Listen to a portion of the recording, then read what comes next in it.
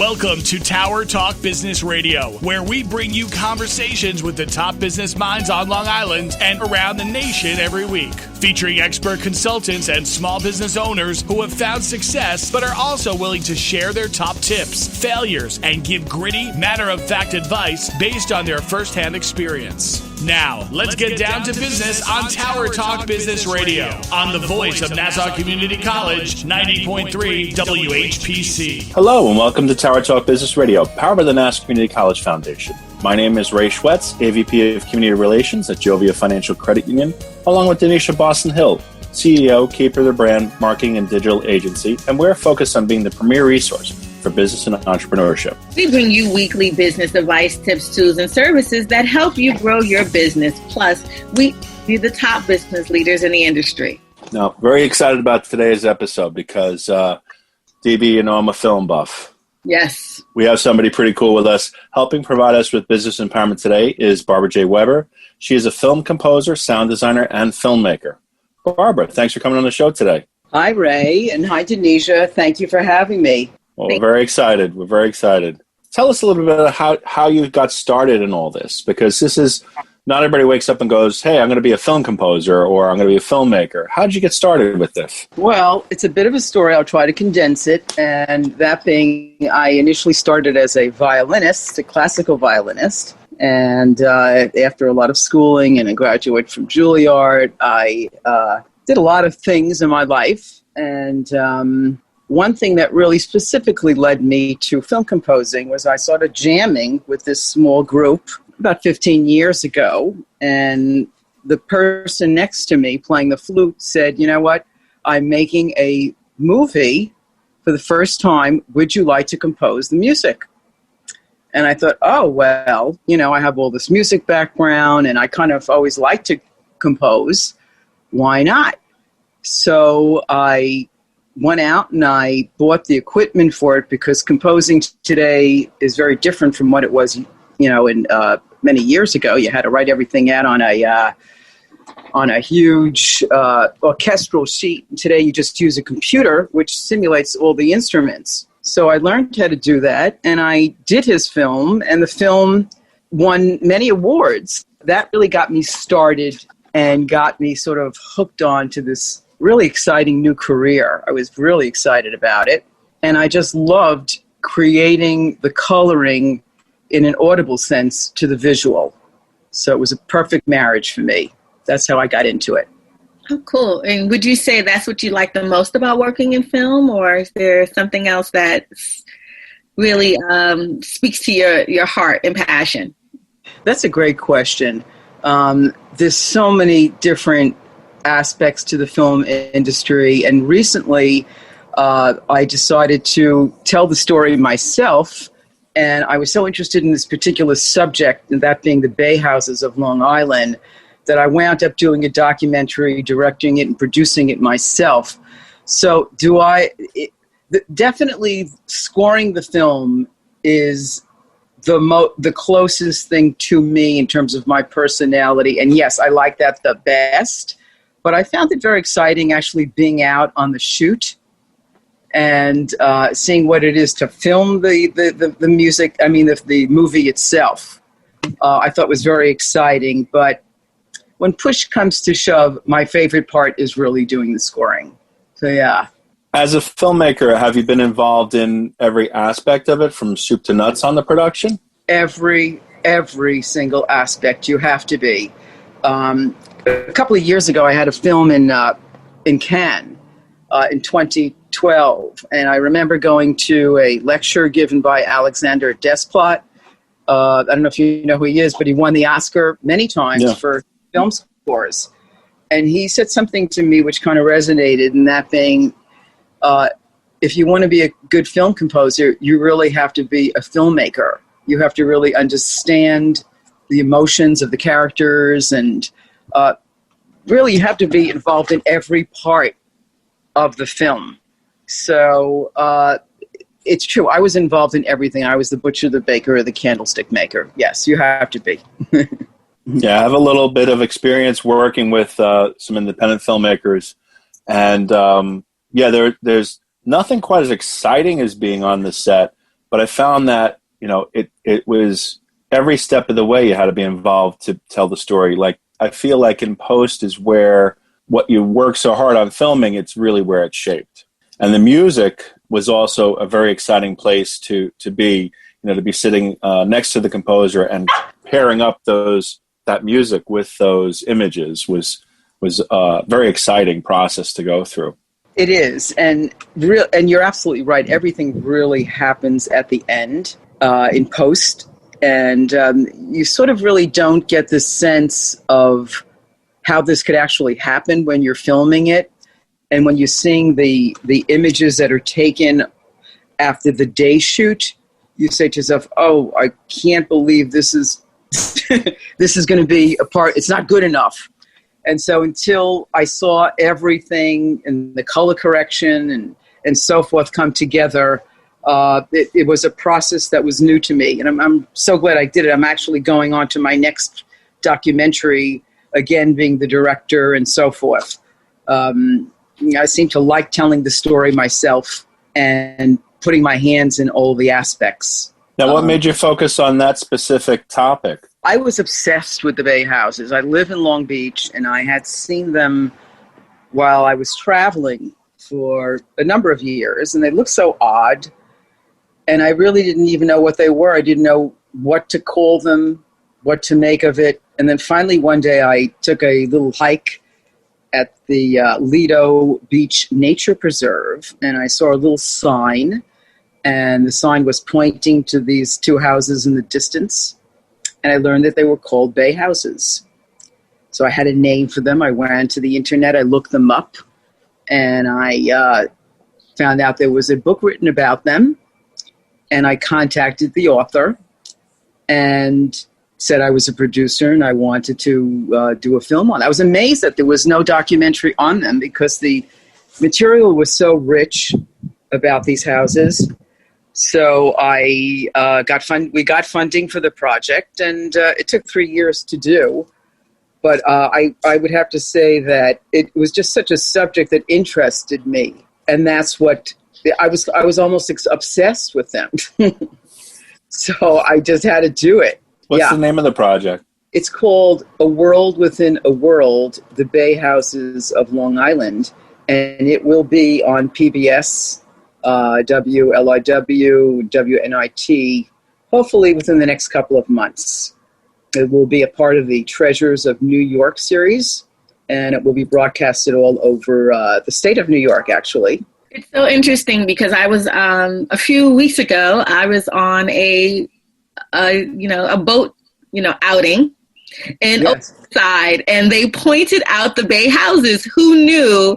And I was so fascinated just by the captain just giving us, a snippet of just the history. So I can't wait to see your documentary. Like he pointed and he said, that's the Bay houses, and, gave us the background. And it was interesting when he informed that, myself and my, friends that, the houses are now passed down from generation to generation. You can't buy them. So I'd be interested to hear if you can give our audience just some highlights of what they can expect from watching your documentary. Sure. Well, the history is fascinating, which is another reason why I was captivated myself. And first of all, they were constructed around the 1800s. And they were initially constructed because they were used by fishermen who would come out to the bay to do their clamming and fishing, and they needed to store their materials somewhere rather than bringing them all the way back to their house. So they built these little shacks on the marshland to just store their equipment. And later on, and then there were lots of bay houses at one point because a lot of celebrities wanted to get out on them. And there's even a picture of the film where the old Gloria Swanson used to have, some big starlet in the 1930s and 20s. She used to have a bay house out here. And a lot of people, Mickey Rooney, Buster Crabs, these are people that are from the 1940s and 30s kind of celebrities. And so So there were celebrities of him, and then they were very, very active in the 1920s during Prohibition.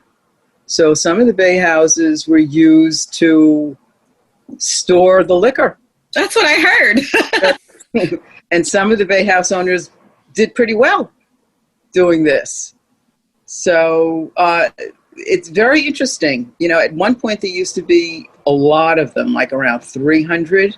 But through a series of, natural happenings, the storms, Sandy storm wiped out a lot.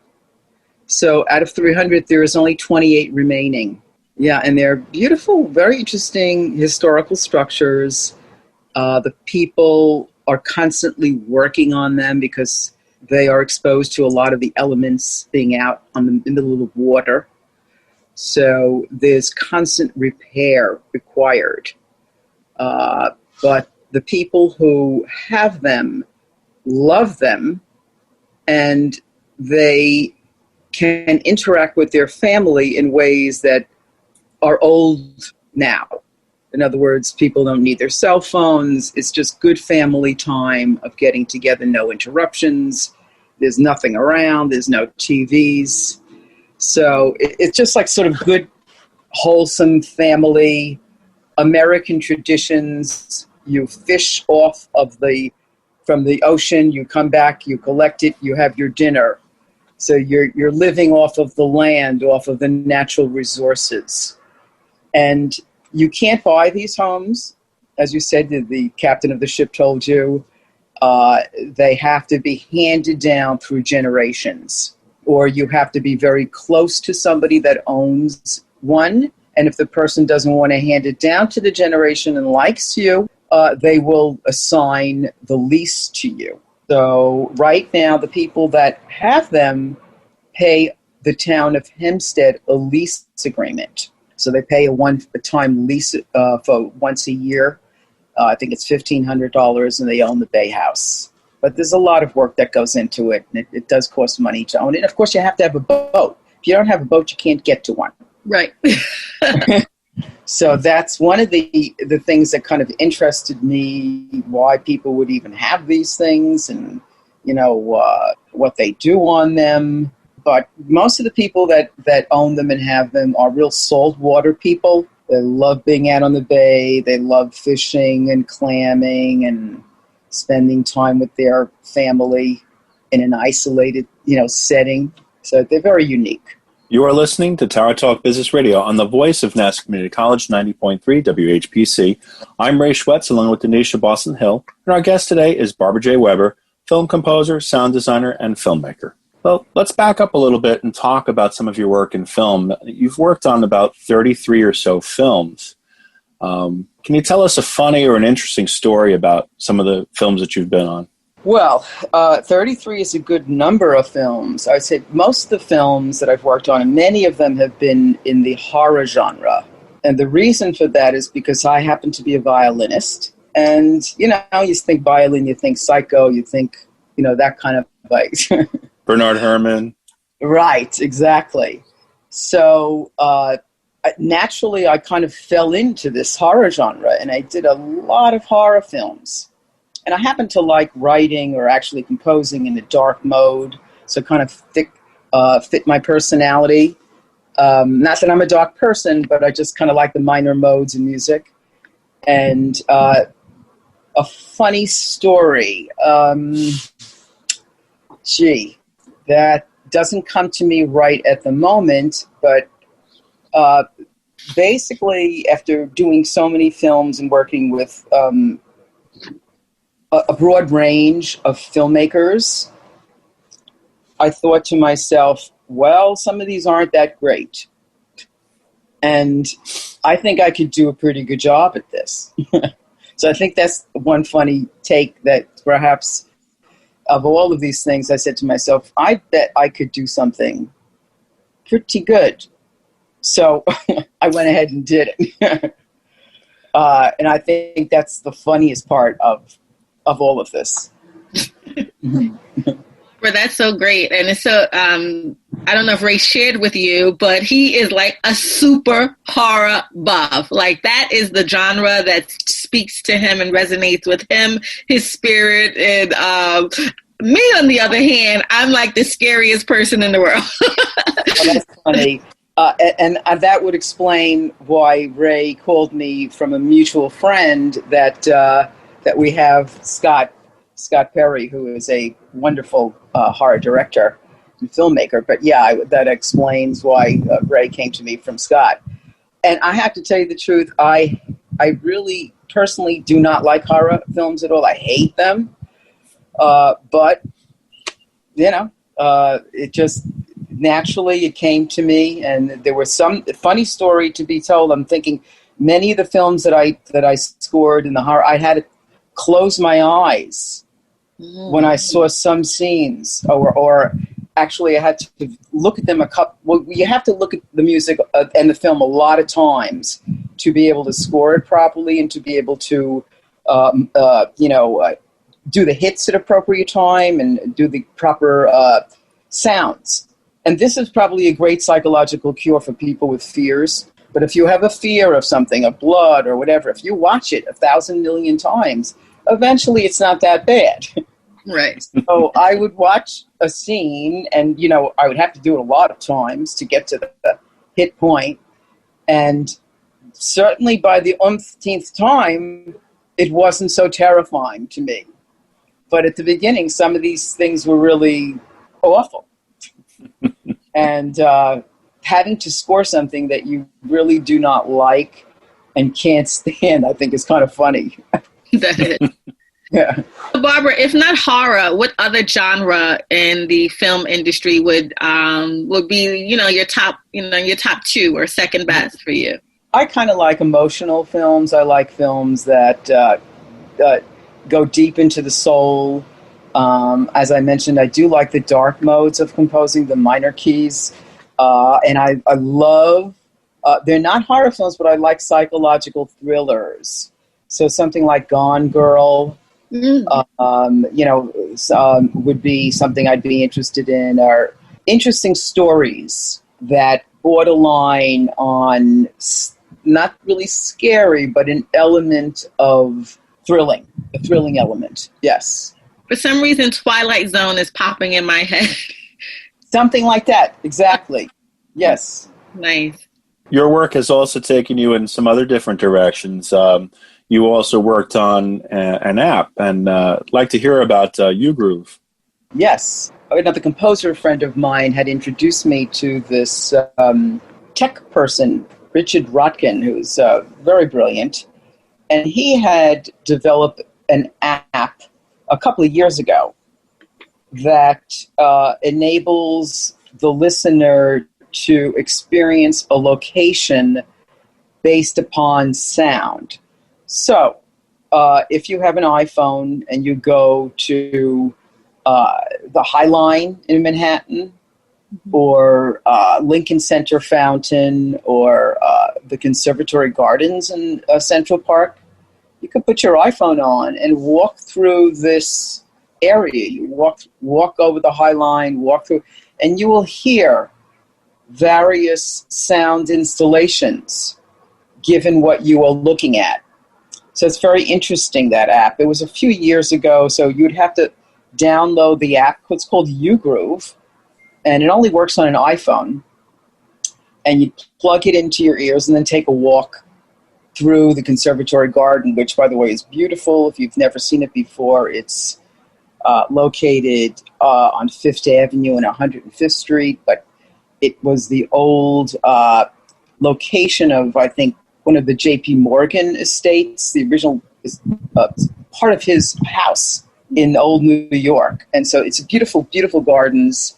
And there's the Italian gardens, the French gardens, and the English gardens. And the music is very different depending upon where and to what speed that you're walking. Sometimes it works better than others because it's a new techie thing. But it's in theory, it's quite interesting. Tower Talk Business Radio. Our guest today is Barbara J. Weber, film composer and sound design. My name is Donyshia Boston-Hill, along with Ray Schwetz, on the voice of Nassau Community College, 90.3 WHPC. Now, that app is spelled Ugruve, correct? Correct. Yes. Okay. Just so that people can locate it. So tell us about some of the misconceptions about your business, because I'm sure people think, oh my goodness, she's a filmmaker, she's a composer, so they're thinking Hollywood. But tell us a little bit about your experiences and the misconceptions of your work.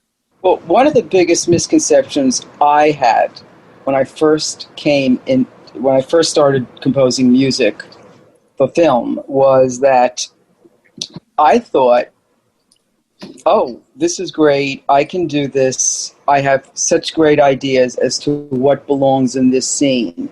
I didn't realize that the film directors were going to hand me a whole script of how they wanted the music with what they would call now temp music. So they already had in their mind exactly what they wanted. And I was delivered these temp scores. And I was told, well, this is what we want. We want something like this, but you can't really use it. You have to redevelop it yourself.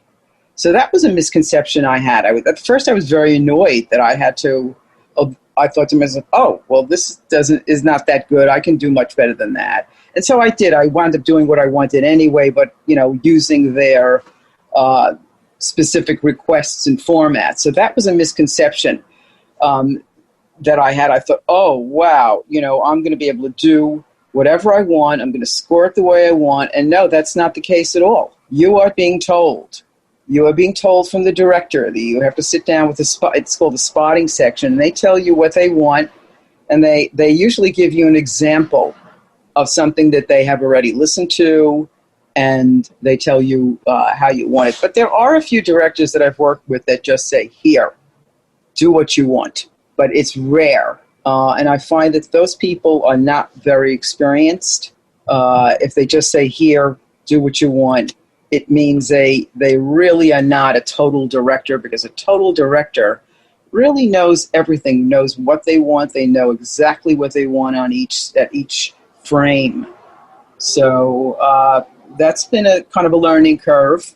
And second to that would be, having done my own movie, there was nobody telling me what to do here with the Bay House film. So I had the luxury of just going through it as a director and then deciding where I wanted the music and exactly what I wanted at that point. That was a luxury. But the misconception would be, as a composer, do you do your own music and what comes to you? No, it's not. You don't. You have to follow the director, as everybody else does on the film. But it sounds like your preference is to have a little bit more creative control. For sure, yes. What advice would you give someone looking to become a composer? The first thing is you have to have good chops on some instrument. Best would be piano. Easiest would be piano because you input all of the instruments through a keyboard. So if you're a pianist, you really have a great advantage. If you're not a pianist, you got to learn the keyboard regardless. You just have to learn it. So having good chops on an instrument would be the first thing. Then you would have to learn the software. There's various softwares that you can buy, and it's easy. There's so many tutorials now. And I have to say that you don't have to be a genius to be a film composer. There are a lot of film composers now who really have minimal music background, but they do have good production skills. If you have good production skills, and if you have a decent ear, and you have a decent set of rhythm, you could do very well if you have a lot of other things. If you can get along with people, if you can, if you can learn quickly, that's the advice. So my advice would really be to, of course, love music, love all kinds of music, learn the software, and then just get out there and try to get some free work. Go onto Craigslist or any of these, get onto try a short student film, and just throw yourself into it. And as you start doing free work, now some people are against free work. I think you have to do a lot of the things for free in order to get paid. Just got to do it. So that's what you have to do. You have to get out there. You have to find the students, contact a film school, and volunteer. That's what you would do. Get a couple of scores under your belt, and then go further. That's what my advice would be. You got to put yourself out there.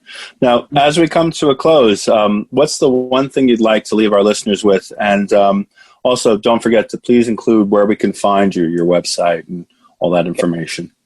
Well, my website is easy. It's just www.barbarajweber.com. It's my name. And my email is very easy as well. It's just barbara@barbarajweber.com. Couldn't be easier. One thing that I could leave you with is to never get stuck in where you are. Always keep your eyes open and take risks. Take risks about doing things that maybe you never thought you could do, or open yourself to exploring is what I would leave listeners with. I find that when I take risks and open myself up, wonderful things happen. I love it. Thank you very much, Barbara. We appreciate you being with us, and fantastic stuff. Thank you so much for sharing. Thank you so much. It was great to meet you, too. Thank you for being on the show. We'd like to leave you with DB's philosophy. I think that the great part of creativity is overcoming fear. Fear is a given. When you sit down and have to begin something, don't be afraid to be filled with fear, because it goes with the turf. Jerry Goldsmith. I want to thank you for being with us today. My name is Ray Schwetz, along with Donyshia Boston-Hill, your co-host and producers. This is an NCC Foundation Business Leaders Council production. Visit ncc.edu/WHPC for more information. Available on iHeartRadio as the podcast on iTunes, Android Podcasts, and Spreaker. This has been Tara Talk Business Radio, powered by the Nassau Community College Foundation on the voice of Nassau Community College, 90.3 WHPC.